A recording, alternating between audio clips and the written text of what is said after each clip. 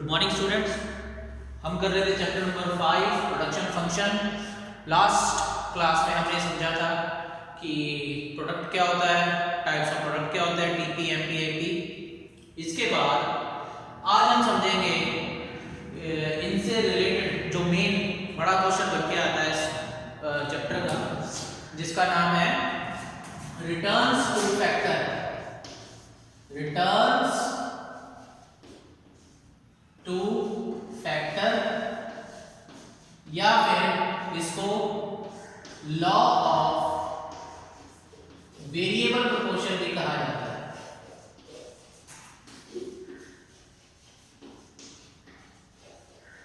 Law of variable proportion या returns two factor, इन दोनों से जो मर्जी कह सकते हैं। अब सबसे पहले समझते हैं कि अगर इस तरह का क्वेश्चन आ गया उसे अटेम्प्ट कैसे करना है। अगर आपको क्वेश्चन आ गया कि रिटर्न्स टू फैक्टर क्या है एक्सप्लेन करो, या लॉ ऑफ वेरिएबल प्रोपोर्शन क्या है एक्सप्लेन करो, तो सबसे पहली चीज जो आपने इसकी लिखनी है वो लिखनी है इसका मीनिंग, कि रिटर्न्स टू फैक्टर होता क्या है। किताब में आपके लिखा हुआ है, इसलिए मैं बार-बार लिखूंगा नहीं। क्या बताया गया मैं आपको ये समझा देता हूं। लॉ ऑफ वेरिएबल प्रोपोर्शन ये बताता है कि जैसे जैसे फिक्स फैक्टर के साथ वेरिएबल फैक्टर की एक यूनिट बढ़ाते जाते हैं, जैसे पहले 1 कर दिया, फिर 1 और बढ़ा दिया, फिर 1 और बढ़ा दिया, फिर 1 और बढ़ा दिया, यहाँ तो फिक्स फैक्टर है। तो टोटल प्रोडक्ट स्टार्टिंग में इंक्रीजिंग रेट से इंक्रीज होता है, उसके बाद डिक्रीजिंग रेट से इंक्रीज होता है, और उसके बाद नेगेटिव रेट से इंक्रीज होता है टोटल प्रोडक्ट। ये जो इतना हिस्सा देख रहे हैं आप, ये वाला पोर्शन, ये है इंक्रीजिंग रेट, इंक्रीजिंग रेट, ठीक है। फिर ये आ जाएगा डिक्रीजिंग रेट, और यहां आ गया नेगेटिव रेट।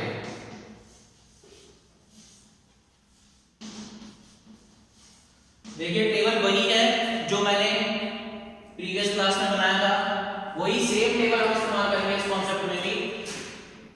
तो क्या कहते हैं, लॉ ऑफ वेरिएबल प्रोपोर्शन ये कहता है कि जैसे जैसे फिक्स फैक्टर के साथ वेरिएबल फैक्टर की एक यूनिट जब बढ़ाते जाएंगे एक एक करके, तो टोटल प्रोडक्ट स्टार्टिंग में इंक्रीजिंग रेट से इंक्रीज होगा, फिर डिक्रीजिंग रेट से इंक्रीज होगा इंक्रीज ही, पर डिक्रीजिंग रेट से होगा, आपको मैं आगे बताऊंगा डिटेल में, और उसके बाद नेगेटिव रेट से इंक्रीज होना ये इंक्रीज है, पर पहले इंक्रीजिंग रेट से होगा, फिर डिक्रीजिंग रेट से होगा, फिर नेगेटिव रेट से होगा। कैसे, ये देखो।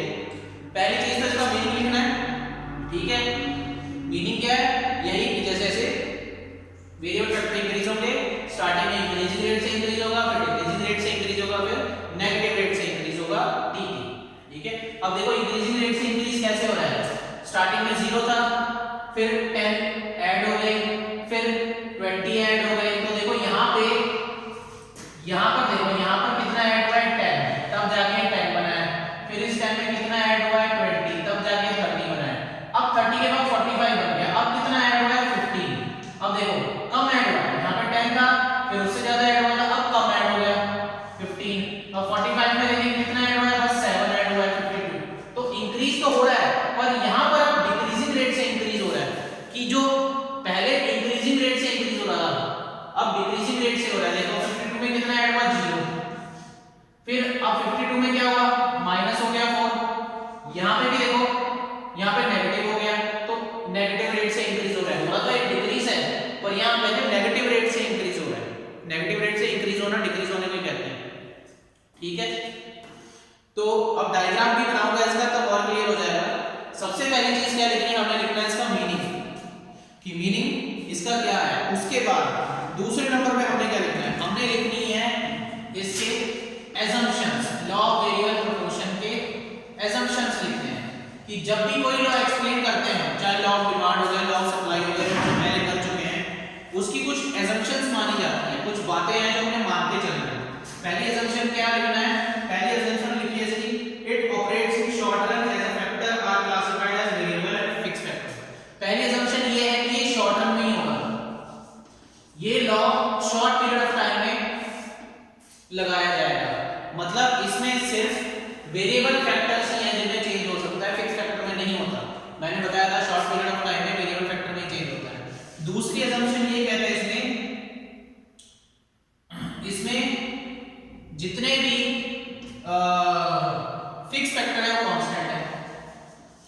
Factors are constant. मैं शॉर्ट करके लिख रहा हूं, आपकी किताब में डिटेल में लिखा होगा। फिक्स फैक्टर में कोई चेंज नहीं आएगा। तीसरी assumption इसमें हम क्या मान के चलेंगे?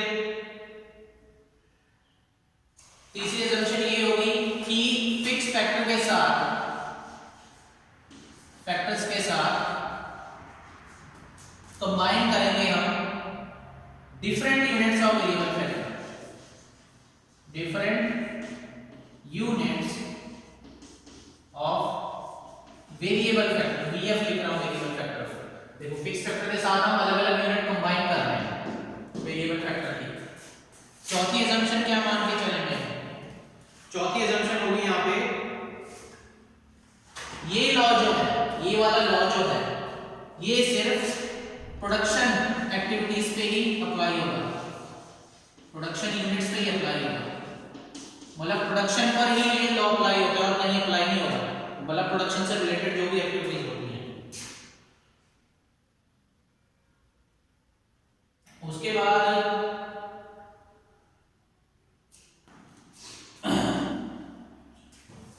इसके बाद अगली assumption यही है, 5 assumption ही लिखते हैं हम लोग, कि एक लिमिट के बाद आफ्टर अ सर्टेन लिमिट,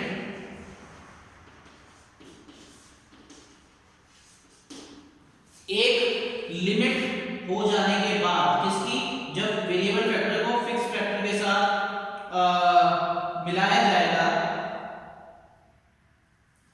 तो दोनों के दोनों after a certain limit combination of fix factor and variable factor does not work properly। किताब में आपने कुछ और लैंग्वेज लिखी है, मैं आपको यहाँ थोड़ा इजी लैंग्वेज में समझा रहा हूँ कि एक लिमिट के बाद फिक्स फैक्टर और वेरिएबल फैक्टर के जो कॉम्बिनेशन है प्रॉपर्ली काम नहीं करते। जैसे एग्जांपल दे रहे हैं हम कि मान लो हम 10 लेबर इस्तेमाल कर रहे हैं और एक मशीन के साथ यूज हो रहा है, तो यहाँ पे वेरिएबल फैक्टर ये हो गया, फिक्स फैक्टर ये हो गया। कह रहे जब भी एक मशीन के साथ 10 लेबर लगाए जाते हैं, मतलब एक मशीन चलाने के लिए 10 लेबर चाहिए, बड़ी कोई प्रोडक्शन यूनिट है, तो हमेशा आउटपुट अच्छा निकलता है, 1 लाख यूनिट का आउटपुट निकलता है। अब अगर इसी को हम, एक मशीन है 10 लेबर की जगह हम यहाँ पे 15 लेबर करते हैं, तो क्या आउटपुट अच्छा निकलेगा? नहीं निकलेगा, क्योंकि जरूरत सिर्फ 10 की है, तो जो एक्स्ट्रा होंगे वो काम उल्टा पुल्टा ही करेंगे। तो एक लिमिट के बाद जो फिक्स फैक्टर और वेरिएबल फैक्टर का कॉम्बिनेशन है वो प्रॉपर काम नहीं करता। ठीक है, assumption लिख ली। सबसे पहले नंबर पे हमने लिखना है मीनिंग, दूसरे नंबर पे हमने लिखनी है assumption, तीसरे नंबर पे हम बनाएंगे ये शेड्यूल, ये वाला। ठीक है, तीसरे नंबर पे शेड्यूल बनेगा ये सारा का सारा, और उसके बाद चौथे नंबर पे हम बनाएंगे इसका डायग्राम, जो मैं भी बनाने जा रहा हूं। डायग्राम में हमने देख लो टेबल के अंदर, कल जो मैंने आपको क्लास में बताया था टेबल, उसमें एपी भी बनाया था, पर इसमें एपी की जरूरत नहीं, इसमें टीपी और एमपी से काम चल जाएगा। टेबल वही है, बस इसमें हमने एपी स्किप कर दिया है। इसके बाद हम बनाएंगे इसका ग्राफ, या जिसे कहते हैं डायग्राम। तो देखो कैसे बनेगा, ऊपर वाले पोर्शन में हमने रखना है टीपी, नीचे वाले पोर्शन में हमने रखना है एमपी। ये आ गया इसके एक्स एक्सिस, ये आ गया वाई एक्सिस। ठीक है, यहाँ आ गया ओरिजिन 0, यहाँ पे भी 0। ठीक है, ये नीचे की तरफ नेगेटिव होती है, कोई पॉजिटिव होता है तो आपको पता ही होगा। ठीक है, क्लियरली विजिबल है। अब देखो इसके बाद यहाँ पर नीचे हमने बताया था कि नीचे आता है हमेशा आउटपुट, और नीचे मतलब एक्स एक्सिस पे आता है हमारा आउटपुट, यह फैक्टर्स जो भी हम इस्तेमाल करते हैं। वाई एक्सिस पे हमारा टीपी और एमपी आएगा। तो यहाँ पे हम, क्योंकि वेरिएबल फैक्टर में चेंज आने से चेंज आ रहा है, तो यहाँ पे हम लिखेंगे factors, variable factors, variable factors. यहाँ पे भी वेरिएबल फैक्टर आएगा, ये भी वेरिएबल फैक्टर है। अब एक चीज याद रखना, जब भी इनको बनाएंगे तो इनकी स्केलिंग बराबर रहनी चाहिए। कितने हैं ये? 0 से 6 तक। 1 2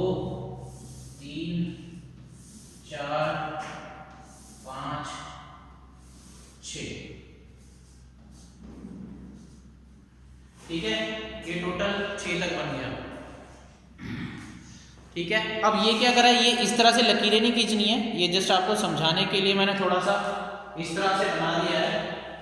अब देखो इसको मैं मिटा दूंगा, यहाँ से बीच वाला हिस्सा मिटा दूंगा मैं। आपके पास तो स्केल होगा तो आप स्केल से प्रॉपर बराबर बनाना, ये वाला हिस्सा मिटा दूंगा। अब देखो क्या करना है, ध्यान से देखेंगे हम, तो जहां पे ये पहला वेरिएबल है वहीं पे इसका है, सेकंड, थर्ड, ताकि प्रॉपर सही तरीके से बन सके सारा डायग्राम। 5 6, ठीक है। अब यहाँ पे हमें टीपी बनाना है। टीपी हम जितने मर्जी का गैप ले लें, स्केलिंग पर बराबर होनी चाहिए। मैंने बताया है 10-10 का ले लूं, तो मैं टीपी में भी 10-10 का गैप ले रहा हूँ, एमपी में भी 10-10 का गैप ले लेते हैं। 10 20 30 40 50 60, 10 20 30 40 50 60। अब जरूरी इसमें भी 10 का लेना है, इसमें आप 5-5 का भी ले सकते हो, ये सब तो ठीक है। तो मैं 5-5 का गैप लेता हूँ, 5 10 15 20 25, 5 10 15 20 25।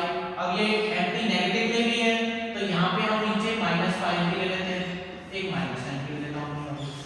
दो स्केलिंग हमने नीचे कर दी नेगेटिव वाले में। अब जो हमने डायग्राम बनाना है वो इसके हिसाब से ही बनाना है। देखो इसको बनाने के तो मैं सीधा बना दूं और आपको वैसे भी समझा दूं, पर अगर आपने स्केलिंग के हिसाब से भी बनाओगे तो भी वैसे ही बनेगा। पहले हम देखो टीपी बनाते हैं, जब 0 है तब टीपी भी 0 है, ठीक है। जब वेरिएबल फैक्टर 1 हो गया तब टीपी कितना हो गया हमारा, 10 हो गया। जब वेरिएबल फैक्टर 2 है टीपी हो गया अपना 30। फिर थर्ड वेरिएबल फैक्टर पे टीपी हो गया 45। फिर फोर्थ वेरिएबल फैक्टर पे टीपी कितना हो गया 52, यहाँ पे ये बन गया। 5 पे भी 52 बन गया। 6 पे कम हो गया, आ गया 48, तो 48 यहाँ पर कहीं बन जाएगा 6 पे, और ये 5 पे यहाँ पर। अब इसको जब मैं ड्रॉ करूंगा तो देखो जैसे आपकी बुक में बना हुआ है टीपी शेप, वैसी ही टीपी की शेप बनेगी, ठीक है या नहीं। अब एमपी भी बना देता हूं मैं ऐसे, जब वेरिएबल फैक्टर 0 है एमपी भी 0 है, ऑब्वियसली 0 पे 0 ही होगा। जब वेरिएबल फैक्टर 1 है एमपी जो है 10 है, एमपी मेरा 10 हो गया। जब वेरिएबल फैक्टर 2 है एमपी 20 है, एमपी 20 हो गया। फिर वेरिएबल फैक्टर 3 पे 15 हो गया, ये आ गया 15। वेरिएबल फैक्टर 4 पे जाके 7 हो गया, तो ये रहा 5, यहाँ पे 7 यहाँ पे कहीं होगा, तो वेरिएबल फैक्टर 4 पे 7 हो गया, 5 पे 0 हो गया, और 6 पे ये हो गया -4, तो 6 पे यहाँ पे कहीं नेगेटिव में नीचे -4 आएगा। अब इसको अगर हम ड्रॉ करेंगे तो देखो आपकी किताब में भी एमपी की शेप इसी तरीके से बनी है क्या नहीं। अब बात ये है कि यहाँ पे एमपी की जरूरत क्यों पड़ रही है, हमने तो टीपी का बता रहे हैं, क्योंकि टीपी एमपी के अकॉर्डिंग काम करता है, इसीलिए डायग्राम में हम दोनों को दिखाएंगे। देखो इसको इंक्रीजिंग रेट कह रहे हैं क्योंकि यहाँ पे इंक्रीज हो रहा है। एक्चुअल में इसे इंक्रीजिंग रेट मैंने ये समझाने के लिए लिखा है कि यहाँ पे टीपी इंक्रीजिंग रेट से इंक्रीज हो रहा है, यहाँ पे टीपी डिक्रीजिंग रेट से डिक्रीज हो रहा है, यहाँ पे टीपी नेगेटिव रेट से इंक्रीज हो रहा है। डिक्रीजिंग रेट से इंक्रीज, नेगेटिव रेट से इंक्रीज, इंक्रीजिंग रेट से इंक्रीज। एक्चुअल में जो ये वाला हिस्सा होता है, ये वाले जो 3 पार्ट बने हैं एमपी के अकॉर्डिंग, इसको एक्चुअल में कहा जाता है इंक्रीजिंग रिटर्न्स। कि हमें जो रिटर्न मिल रहे हैं, रिटर्न जो मिल रहे हैं, रिटर्न में क्या मिल रहा है, हमें इनपुट लगा के आउटपुट मिल रहा है, इंक्रीजिंग रिटर्न मिल रहे हैं यहाँ पर। और इनपुट अगर हम लगाई जा रहे हैं तो हमें क्या मिल रहा है यहाँ पे, डिक्रीजिंग रिटर्न्स, डिक्रीजिंग रिटर्न्स। यहाँ पे हमें डिक्रीजिंग रिटर्न मिल रहा है, यहाँ पे इंक्रीजिंग रिटर्न मिल रहे हैं। और आउटपुट बढ़ा, इनपुट और बढ़ा दिया तो यहाँ पे क्या रिटर्न में मिल रहा है, यहाँ पे मिल रहा है हमें नेगेटिव रिटर्न, नेगेटिव रिटर्न मिल रहा है, ठीक है। तो ये तो मैं टीपी का लिखा है, टीपी डिक्रीजिंग रेट से इंक्रीज हो रहा है या नेगेटिव रेट से इंक्रीज हो रहा है या इंक्रीजिंग रेट से इंक्रीज हो रहा है। एक्चुअल में रिटर्न क्या मिल रहा है यहाँ पे, रेट से इंक्रीज हो रहा है। यहाँ पे हमें रिटर्न में क्या मिल रहा है, डिक्रीजिंग रिटर्न मिल रहे हैं। यहाँ पे जैसे जैसे यूनिट बढ़ रही है एमपी देखो कम होता जा रहा है, ये डिक्रीजिंग रिटर्न मिल रहे हैं, इसीलिए टीपी डिक्रीजिंग रेट से इंक्रीज हो रहा है। यहाँ पे हमारा रिटर्न नेगेटिव हो गया और ज्यादा अगर हद से ज्यादा हमने वेरिएबल फैक्टर फिक्स फैक्टर के साथ मिला दिए तो हमारी प्रोडक्शन बढ़ने की बजाय कम होती जा रही है, क्योंकि हमारा खर्चा ज्यादा होता जा रहा है और प्रोडक्शन नहीं हो रही उतनी, तो हमें नेगेटिव में आ रहा है रिटर्न, इसीलिए नेगेटिव रेट से इंक्रीज हो रहा है। अब इस चीज को डायग्राम में दिखाना, सेम चीज डायग्राम में दिखानी है। देखो ये है एमपी, ये पॉइंट एमपी का देखो, एक ये पॉइंट देखो, यहाँ पर एमपी जो है यहाँ तक एमपी इंक्रीज हो रहा है, ठीक है। तो देखो यहाँ तक ये वाला पार्ट जो है इसको हम ऐसे ड्रॉ करते हैं, 3 पार्ट में बट जाएगा, पहला पार्ट और उसके बाद ये 5 से आ जाएगा, ये आ गया पार्ट 1, ये आ गया पार्ट 2, ये आ गया पार्ट 3। ये पार्ट 1 कौन सा है, जब एमपी इंक्रीज हो रहा है, इंक्रीजिंग रिटर्न से मिल रहा है, जब टीपी इंक्रीजिंग रेट से इंक्रीज हो रहा है, ठीक है। वही चीज जो है हमने टेबल और डायग्राम दोनों के थ्रू समझा रहे हैं, जो इसका मीनिंग है। फिर उसके बाद एमपी जो है डिक्रीजिंग रिटर्न्स मिल रहे हैं, क्योंकि एमपी डिक्रीज हो रहा है, तो टीपी जो है डिक्रीजिंग रेट से इंक्रीज हो रहा है, ठीक है। एक चीज और, जब एमपी 0 होता है तो टीपी अपने मैक्सिमम पॉइंट पे होता है। तो ये जो पॉइंट है जब एमपी 0 होगा, टीपी अपने मैक्सिमम पॉइंट पे होगा, इसे कहते हैं पॉइंट ऑफ सेटाइटी। पॉइंट या तो इसको लिखो ब्रेक इवन पॉइंट कह सकते हैं, पॉइंट ऑफ सेटाइटी भी कहते हैं या ब्रेक इवन पॉइंट भी कहते हैं। और जब एमपी नेगेटिव होने लग गया, टीपी जो है अब डिक्रीज होने लग गया, क्योंकि यहाँ पे हमें नेगेटिव रिटर्न मिलता है। तो देखो मीनिंग क्या, मीनिंग जो था वही चीज हमने डायग्राम और टेबल दोनों ने समझाई है। ये हो गया हमारा चौथा पार्ट। 4th पार्ट में आपने डायग्राम बनाना है। 5th पार्ट में जो मैंने क्लास में भी आपको बताया था, इसकी ऑब्जर्वेशन लिखनी है। ऑब्जर्वेशन क्या है, जो मैंने आपको सारा अभी बोल के समझाया है। हम जो भी बना रहे हैं उसको हम रिटर्न में समझाएंगे, पॉइंट्स में समझाएंगे। तो मैंने वही बनाया, टेबल बनाया, फिर मैंने डायग्राम में बताया कि एमपी, ये एमपी कर्व है, ठीक है। यहाँ ऊपर टीपी कर्व है, यहाँ पे वेरिएबल फैक्टर एक्स एक्सिस पे, वाई एक्सिस पे एमपी है और टीपी है। जैसे ही एमपी इंक्रीज हो रहा है, second unit MP increasing rate से इंक्रीज हो रहा है, तब तक टीपी भी हमें इंक्रीजिंग रिटर्न मिल रहा है, इसलिए टीपी इंक्रीजिंग रेट से इंक्रीज हो रहा है। सेकंड से लेके 5th यूनिट तक एमपी जो है डिक्रीज हो रहा है, इसीलिए टीपी भी अब डिक्रीजिंग रेट से इंक्रीज हो रहा है। 5th यूनिट पे जाके एमपी 0 है, पर इस टीपी इस पॉइंट पे हमेशा मैक्सिमम होता है जब एमपी 0 होता है। उसके बाद एमपी जो है 5th यूनिट के बाद नेगेटिव होता जा रहा है और टीपी जो है तब फॉल करने लगा है, ठीक है। तो लॉ ऑफ वेरिएबल प्रोपोर्शन यही बताता है हमेशा कि जैसे जैसे फिक्स फैक्टर के साथ वेरिएबल फैक्टर की यूनिट इंक्रीज होती जाती है, तो स्टार्टिंग में टीपी इंक्रीजिंग रेट से इंक्रीज होता है, फिर डिक्रीजिंग रेट से होता है, उसके बाद नेगेटिव रेट से इंक्रीज लिखा है, पर मेरे अकॉर्डिंगली नेगेटिव रेट से इंक्रीज लिखने की बजाय आप लिखना उसके बाद जो टीपी है वो डिक्रीज होना शुरू होता है। किताब में लिखा है नेगेटिव रेट से इंक्रीज होता है, पर उसके बाद टीपी डिक्रीज होना शुरू होता है, ये लिखना, ठीक है। सो कैसे लिखेंगे मीनिंग इसका, as we combine 1 unit of variable factor with 1 unit of fix factor at the starting stage, TP will increase with increasing rate, then after that TP start increasing with decreasing rate and the stage will come when TP will start falling. TP कम होने लग जाएगा, नीचे गिरने लग जाएगा, देखो diagram से क्लियर दिख रहा है, ठीक है। तो इस तरीके से ये वाला कॉन्सेप्ट अटेम्प्ट करना है। पहले लिखना है मीनिंग, फिर इसकी assumptions, देन इसका टेबल, फिर इसका डायग्राम और लास्ट में इसकी ऑब्जर्वेशन, तब जाके ये पूरा क्वेश्चन कंप्लीट माना जाएगा, ठीक है। सो इस चैप्टर में यही क्वेश्चन है जो सबसे लेंथी बनता है, सबसे बड़ा क्वेश्चन बनता है, करीब 6 नंबर का। तो इस टॉपिक को अच्छी तरीके से प्रिपेयर कर लीजिएगा।